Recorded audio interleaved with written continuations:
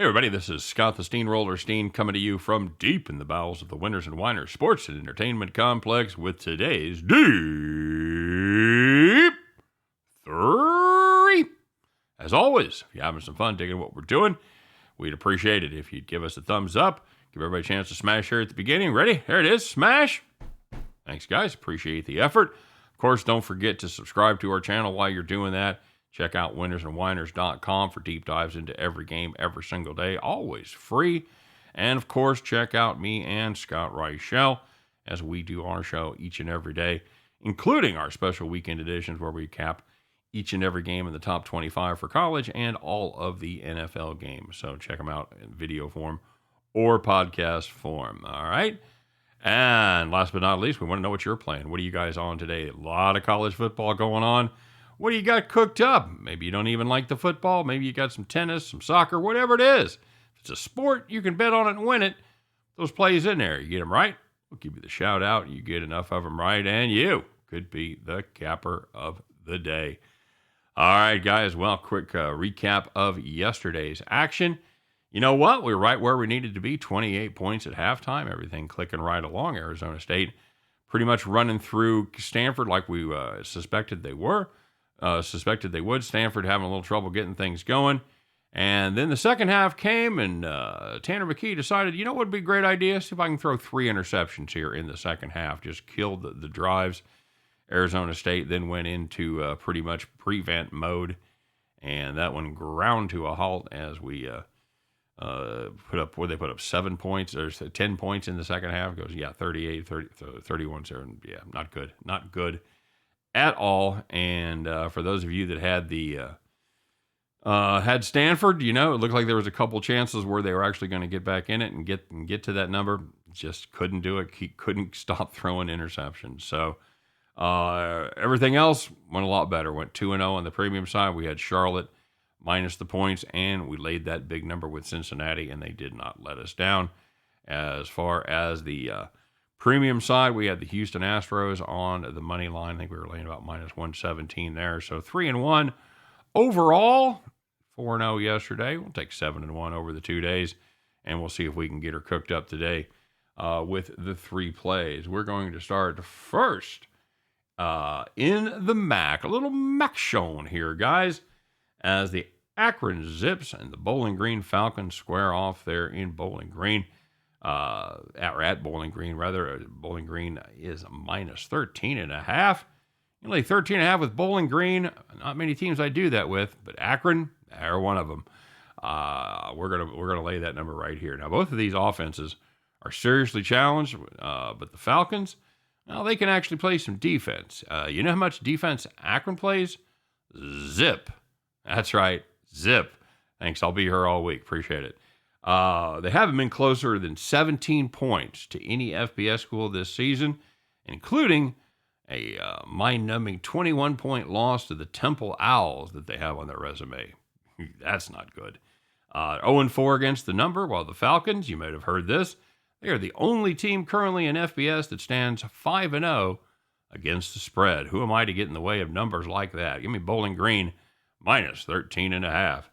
And we will turn our attention to the American Athletic Conference as we look for our upset play of the day here with the UTSA Road Runners. As they travel to take on the Western Kentucky Hilltoppers. Bailey Zappi and the Hilltoppers have been really good to us all season, playing the sides, playing the totals.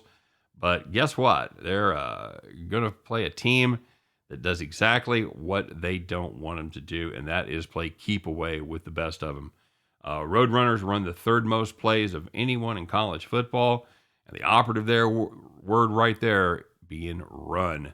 It's not like they can't or won't throw the ball. They certainly will, but they like to run the ball, stay ahead of the chains, and throw the ball when they want to, not when they have to.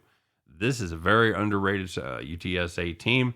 Already has nice road wins at Memphis and at Illinois. I think they steal another one right here against Bailey Zappi and the Western Kentucky Hilltoppers. Give me UTSA straight up, plus 145. And we will finish it up with a game that you might have heard of. It's going to be the Alabama Crimson Tide against the Texas A&M Aggies Alabama 18-point favorites right here. Don't hate it. Don't hate it at all. Don't hate the first half. Thought about playing the first half minus 10.5.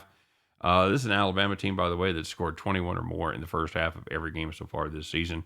If you can find a half team total over, it's my favorite play. I couldn't find one anywhere night before. There may be some game time numbers when they start filling in the blanks on some of the props.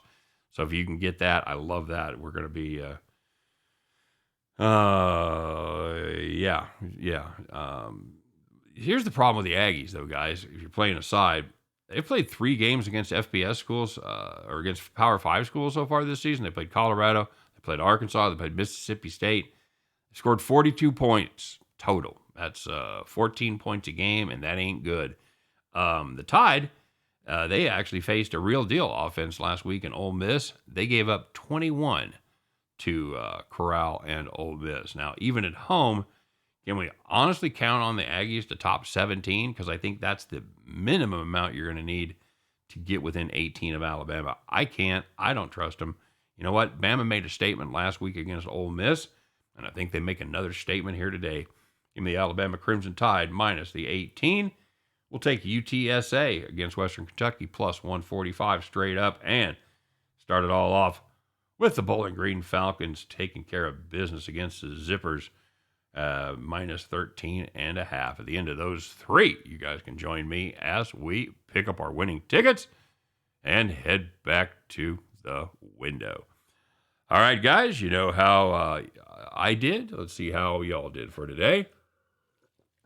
First of all, Memon Fernberg brought up a great point, because a lot of times I was talking about one of the lines that Scott had, and a lot of times we have these lines that we have the night before when we do our show, or I'll have when I record the video. It's also done basically the night before, early morning, 2, 3 o'clock, whatever it is. So I will usually use one of 5 lines. I've got the Don Best grid, but I don't use obscure lines. I will use what I think is a pretty good representation of the offshore lines. I use BetOnline. I'll also use Bovada, and then we will use DraftKings. We'll use BetMGM, and we use FanDuel.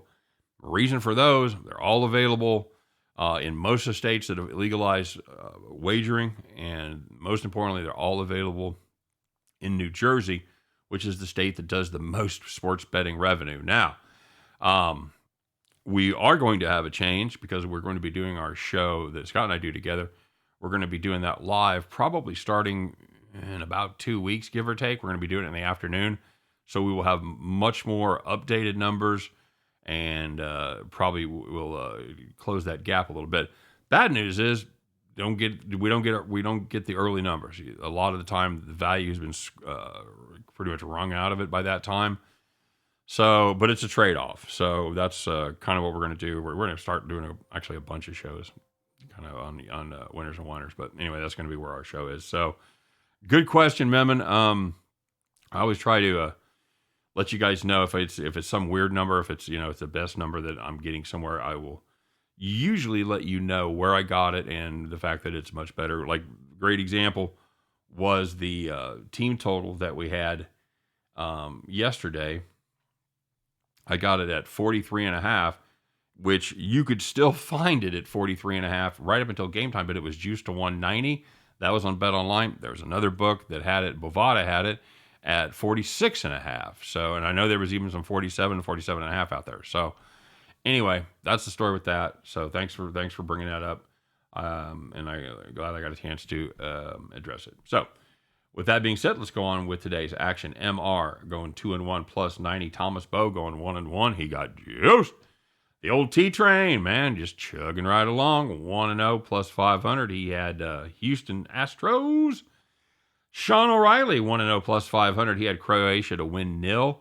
Dude, if that paid plus money, you should let me know, because I just if I don't have it, I'm booking it to money.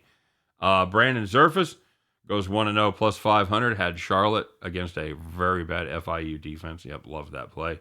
And Rick Moderman went 1-0. He had ASU plus 500. Nice job, Rick. But your capper of the day, hitting two-team teaser parlays, teasers there, was J-Rock AZ going 2-0 plus 550.